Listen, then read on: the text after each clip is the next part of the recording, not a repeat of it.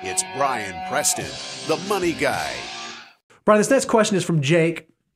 Jake says, I'm currently in the 24% federal tax bracket with no state income tax from Texas. I'm currently maxing out traditional... man, this Mac cut off the question. Hold on, I got to figure out how to resize the Mac. All right, here we go.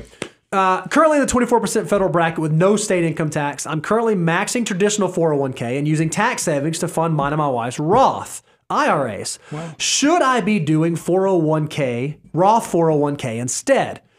Here's his question. How do I decide when to do pre-tax and when to do Roth? And instead of, if I'm doing my Roth IRAs, should I just be doing Roth 401k? How do I know what makes the most sense for my situation? Did Jake give us his age? He did not give us his age. Okay. First of all, if you're trying to figure out, because a lot of people do try to cut the corner off, they say, you know what, I have access to this Roth 401k. Why even do a Roth IRA, especially if your income is below the income thresholds, because Roth IRAs are restricted on participation based upon your income level, and backdoor Roth conversion strategies have, they're kind of in that gray zone now, because it looks like in Washington, our legislators are trying to limit that a little bit.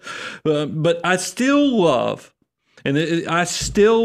Roth IRAs when you're eligible to contribute to them, because they give you some extra flexibility. Let's not forget that Roth IRAs alone allow you not to make required minimum distributions. Right. Roth IRAs alone allow you, the individual, to choose who's going to hold that money, how you're going to invest it. So if your employer plan might be with your boss's golf friend, that's right, or college roommate, and it's in some, insurance sub account with high internal expenses and not very good diversifying options, doesn't even offer you index funds, you have no one to blame with your Roth IRA except for yourself, because you can go open it up at Fidelity, at Vanguard, at Charles Schwab, some of these leading providers of index funds. You can make that choice. You don't get that choice with your Roth 401k options. But there is nothing wrong with, once you've loaded up that Roth IRA, like it sounds like Jake has already done, especially at the 24% tax bracket, because it goes pretty high up. That is, I think long-term, we're going to look at 24%, especially since he has zero state income tax because he lives in Texas.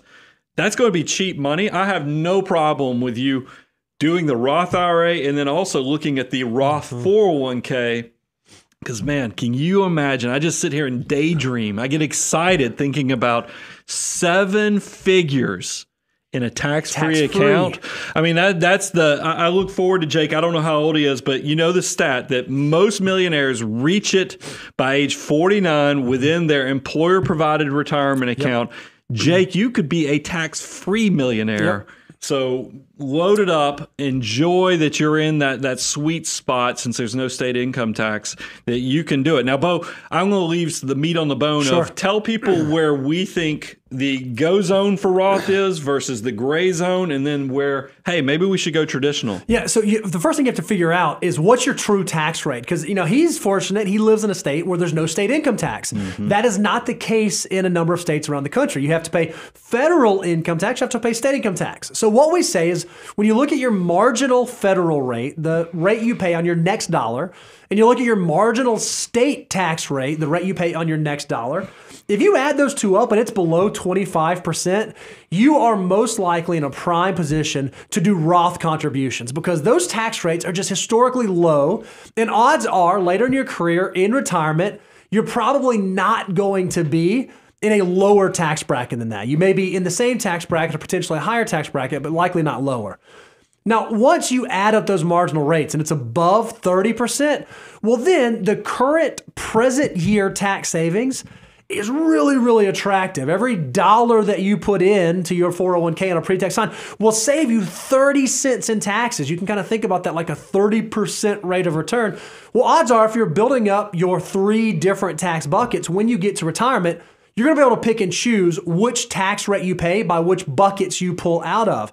So we argue, if you are in those higher income situations, take advantage of the pre-tax. Now, what I get amazed by, and I love when I meet friends who are higher income and they're in these higher tax brackets, I show them, hey, by the way, if you switch your Roth 401k to pre-tax 401k, there's a good chance that the tax savings you generate from doing that will provide enough additional income that you can go do a backdoor Roth if you weren't doing it already. So it's a mechanism that allows you to keep more money in your back pocket and put more money into your army of dollar bills. Below 25, think Roth. Above 30, think pre-tax. In the middle, 25 to 30, it gets a little more nuanced based on your age, your circumstance, your situation, your opportunities. You said two key things that I think are important that need to be highlighted as well, is that you're playing off the fact that if you're in a high income situation that you need to lower your income now. If you think tax rates, your income will be way lower in retirement, that's what you're playing off of, that you'll be in a lower tax rate. And then I also like the fact that if you are going to take advantage of, as Bo said, you start doing traditional 401k because you're in a higher tax bracket, use the tax savings to invest into maybe an after-tax so you can build that bridge account even sooner. That's how you're going to build wealth. Become that financial mutant that has options at retirement to really choose how you want to pay taxes in retirement.